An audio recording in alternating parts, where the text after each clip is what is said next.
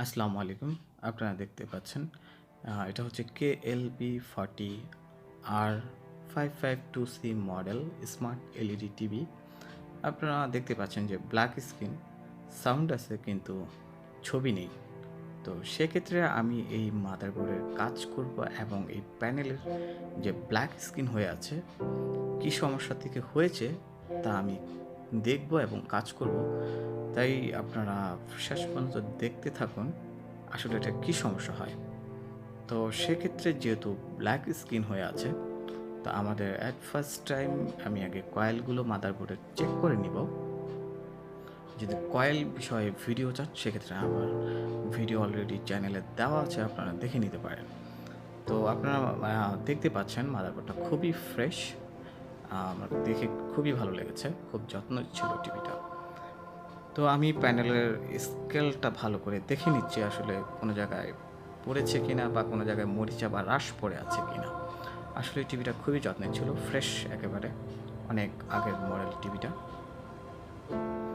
তো আপনারা যদি এই মাদারবোর্ডগুলো যদি 5 টাইম বা 6 টাইম বা 3 টাইম বা 2 টাইম ব্লেকিং দেয়, সেক্ষেত্রে আপনারা কী করণীয় বা কোন জায়গায় ফল্টগুলো হতে পারে আমি বিস্তারিত তুলে ধরবো।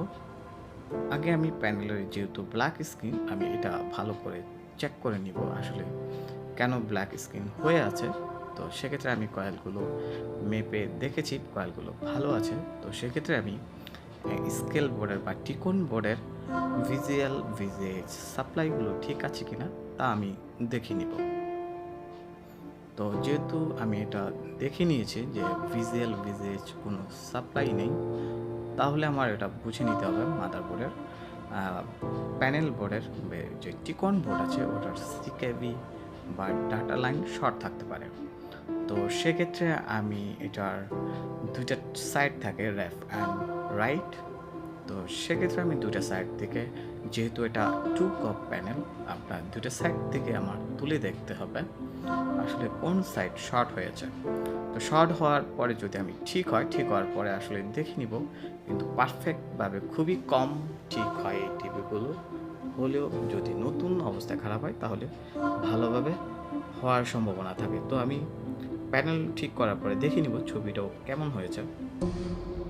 তো যেহেতু এটা লেফট রাইট দুইটা সাইড আছে, আমি একটা সাইড খুলে দিয়েছিলাম, আসে নাই। তো সেক্ষেত্রে আমি অপর প্রান্তের যে সিকেবি লাইনটা আছে আমি খুলে দেখব। খুলে দেখার পরে ছবি ভালো আছে কিনা, বা অনেক সময় সিকেবি লাইন খোলার পরেও কিন্তু রিটলেস এবং সুতা দাগ থাকে। আপনারা দেখতে পাচ্ছেন আমি খুলে নিয়েছি। তো যেহেতু আমি একটা সাইড খুলে নিয়েছি, অপর প্রান্ত আমি খুলে দিয়েছিলাম, কিন্তু ছবি আসে নাই, ওটা ওই সাইডটাই ভালো ছিল। তো সেক্ষেত্রে সিকেবি কমপ্লিট লাইন খোলার পরেও কিন্তু স্ক্রিনে কিন্তু রিটলেস বা সুতা দাগ থাকে। তো সেক্ষেত্রে এটা কমপ্লিট ভালো হওয়ার খুবই মানে 50-50% চান্স থাকে। তো আমার যেহেতু কাজ হয়ে গেছে, আপনারা দেখতে পাচ্ছেন কোথা থেকে যে শর্ট সার্কিটটা হয়ে যে রিটলেস এসেছে আপনারা দেখতে পাচ্ছেন। এই কোনায় আসলে সিকেবি লাইন যে ডাটা থাকে এটা শর্ট হয়ে আছে। তো আমার যেহেতু ছবি চলে আসছে, আপনারা দেখতে পাচ্ছেন আমি সিকেবি লাইন খুলে দিয়েছিলাম, আরেকটা লাইন ব্লক করে দিয়েছিলাম। তো আপনারা যদি আমার এই ছোট্ট চ্যানেলটিকে সাপোর্ট করতে চান, সেক্ষেত্রে লাইক অ্যান্ড সাবস্ক্রাইব করে অবশ্যই জুড়ে থাকবেন।